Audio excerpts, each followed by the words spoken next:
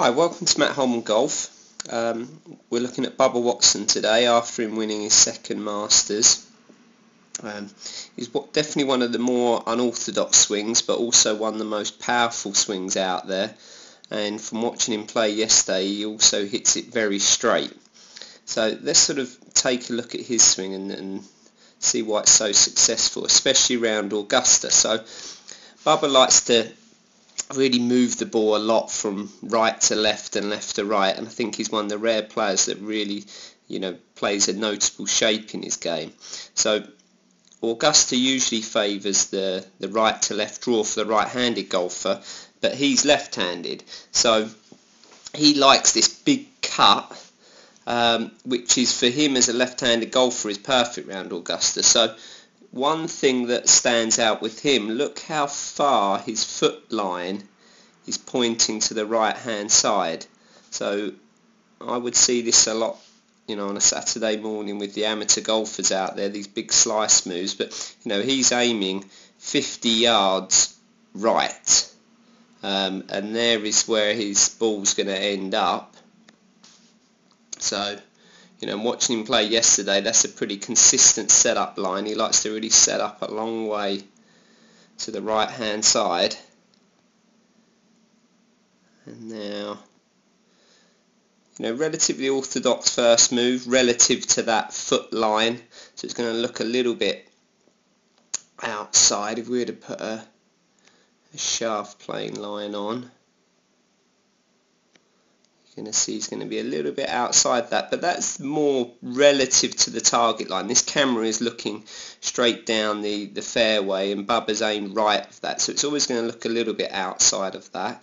But I would say, relatively orthodox first movement. It's sort of quite a wide one piece, so let's sort of try and sync that with him on the left hand side here. So you can see that sort of wide takeaway, not too much wrist set going on there. But apart from that, quite orthodox as he continues on. So a lot of guys you'll see on the left hand side would have reached to have a little bit more setting of the wrist, and the shaft would have maybe reached a little bit more of a vertical position by then. But let's continue on. Sort of everything is, like I say, wide. Now sort of shaft gets very vertical, and now everything's going to go up. Gets his arms, and this is really one of the big sources of his power. He gets his arms, creates tremendous leverage, gets his arms really high above his head. He's got this huge coil. I mean, look at that position there. Look at his front leg there. How from this position, I mean, some of the older golfers in the day really breaks that front leg. The heel comes off the ground. This just allows him to max out the coil. I mean, he looks really like one of the long drive guys here. I mean, this is just an incredibly powerful position, but often very difficult to control. And I think he's one of the rare guys that can actually control it. So from here, what you would often see with guys that get their arms this high or quite vertical, you would see a noticeable shallowing of the arm and shaft on the way down in terms of this direction. Actually, in Bubba's case, where he aims so far right and just plays it or goes with this backswing or this move, you don't see so much of that. So the arm now is just going to really move pretty much back down. I mean, you can see the club head just under his shoulder there. I mean, it's incredible that he can get to that position. That front heel's come off the ground.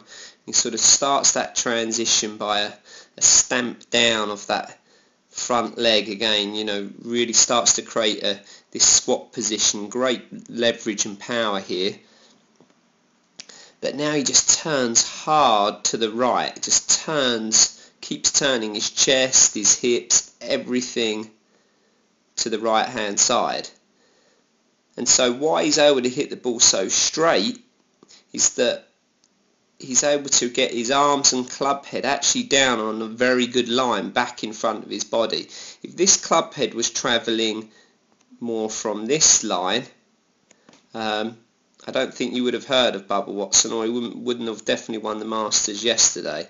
be hitting big blocks and block cuts and then flipping pull draws, but he actually gets the club down on a fantastic line. And really everyone I'm going to analyse, and it's not that I'm choosing them, this is where you'll notice they become quite similar. Their way of getting into this position varies. I mean, we'll look at Matt Kuchar maybe in next video, and he will aim, for him a long way right, or the opposite to Bubba. It's like Bubba aiming a long way left and then uses his chest in a different way, but will end up actually in a similar position to this with the club shaft.